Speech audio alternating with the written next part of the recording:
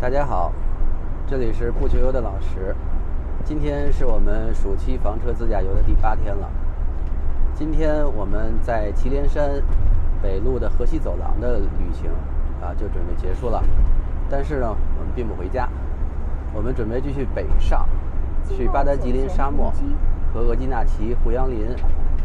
去那边呢体会一下大漠戈壁的这个风采。途中我们会去那个东风航天城，也就是我们神舟1、2、3、4、5、6、7、8、9、10、11、12号发射的这个基地，它叫9前卫星发射中心。然后呢，我们即将北上之后呢，那我们右侧的这个祁连山的雪山，我们就没有办法伴随着走了。所以现在呢，我们就跟雪山道别，准备拥抱戈壁沙漠。Let's go！ 路面即将有长实线，请注意选择行驶车道，转向大北方，向右前方进入匝道，往酒泉东金塔方向。我们离开了去张掖、兰州的那条高速，转向酒泉东金塔方向。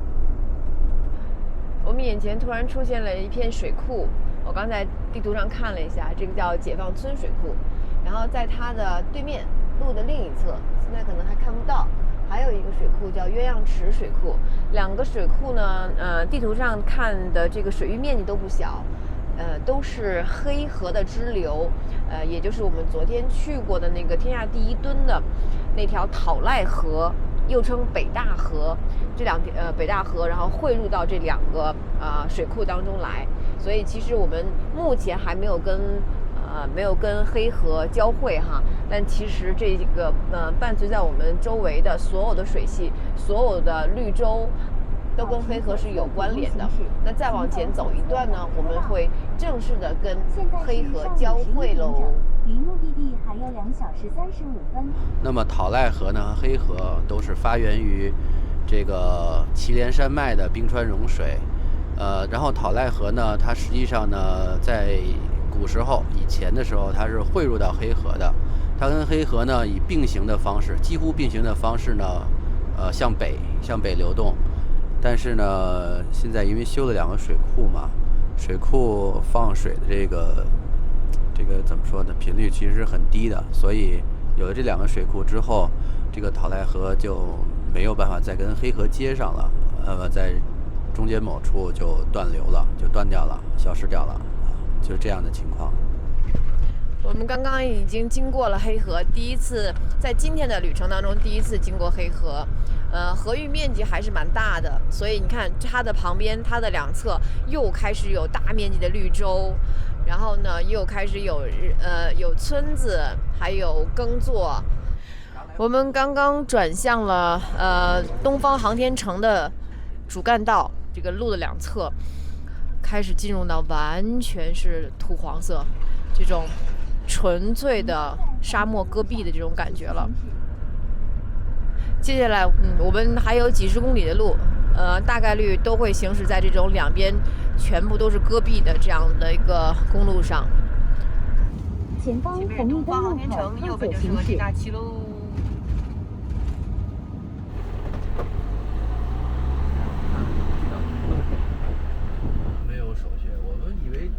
开放不是一直都是开放的，就因为现在不是开放了。我们开了好多路，就是为了带孩子来看看。我先把车停那边，好吧？对，先把车停那边。特别可惜，我们刚才跟工作人员，了解了一下，他们说这里早就已经不对外开放了，可能需要有组织的，比如说对于学校。机关单位有组织有一些学习任务或者提早报备的情况下，才可能以团体的方式进入。所以我们白跑了一趟哦，只能在门口外面，看一眼，然后别的什么都没有，什么都看不到了，太可惜了。走了。虽然我没有进去呢，但是我们都非常理解，因为这是因为疫情从20年以后基本上就没有开放过了。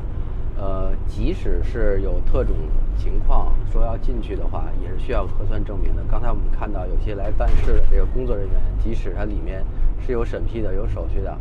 没有核酸证明依然进不去，所以这个管控是非常非常严格的。这个是应该说很高等级的军事单位了啊。但是呢，我又查了一下，就是说以前曾经参加过这里面的参观的人的这个一些介绍，我现在就是了解了，就是这里面呢也并没有什么博物馆，也没有讲解，不卖票，什么都没有。这里面就像我们国家那些钢城啊什么之类的这些一样的，它是航天城嘛，这里面就是一座城市，有商场，有邮局，有一切这个基础设施啊，人来人往，人们在上班下班，有宿舍，有食堂，等等等等，就是一个小社会。我们进到里面去，就是其实唯一可以看的，就是发射架，然后就是找一个宾馆那么待着了，因为这其实并不是景区嘛，你只要找一个宾馆就那样住1天2天，你就住下去就 OK 了。就是我们唯一能参观的就是发射架，就对，能看到发射架大大的戳在那儿啊。待会儿我们从那边走的时候，有可能是我们可以往我们的那个左侧，有可能天气好的时候是可以看到发射架的。对，那么你进去的话，你唯一能够看到的，也就是相对近距离的看到发射架，剩下的所有的人家这个各个部门都在正常的办公，你也进不去，你就是成为城里的一员，一个无业游民在里面晃荡就是了。对，所以就是说，如果你进去这个城，也就是在里面晃荡，在宾馆里住着，就是这样的。明白了。也没什么太多遗憾了。对，我们以为它会有一个这个博物馆，然后能够提供一些科普啊、讲解啊，然而其实并没有。就是说，如果以后再来的话，那么它有时候定期会组织这种活动，是有专业的讲解，那么你需要报一个这样子的团，有讲解带你进去给你讲，然后呢可以有限参观一些东西啊，一些地方有限参观，它都会有引导的。如果说你要自己去的话，就是基本上也看不见啥，只是在里面住一住罢了。对，因为我们去贵州看过那个天眼，本来以为这儿像天眼那样子的一种方式的一些呈现，它有一些比如最初的设计、历史的回顾，然后呢这个设计出来以后它的作用、功用，对吧？然后对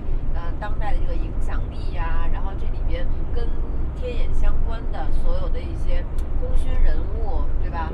他们的一些生平介绍，我们本来以为能够看到这些东西，甚至有一些什么3D 模型、4D 电影之类的。而且实际是到天眼上面我们去看了，而且也学到了很多知识，SciTi计划、科普这些东西啊。其实刚才过来的路上呢，能够看到，在现在的右侧，也就是刚刚来路时候的左侧，一直有一大片绿洲，或者是一片树林，然后呢相伴着我们哈，就也不是很长了，就是一段。然后呢，那边应该就是黑水河，也是黑河的一部分。看看这个路况，哎呀，果然是不怎么好哎。这100多公里，我们现在是下午3点25的时候，3点25，如果要是这种路况开到我济南的话，本来140公里，照理说，即使限速低于80，2个小时也到了，是吧？那现在这种路况的话，保不齐要4个小时。那有可能。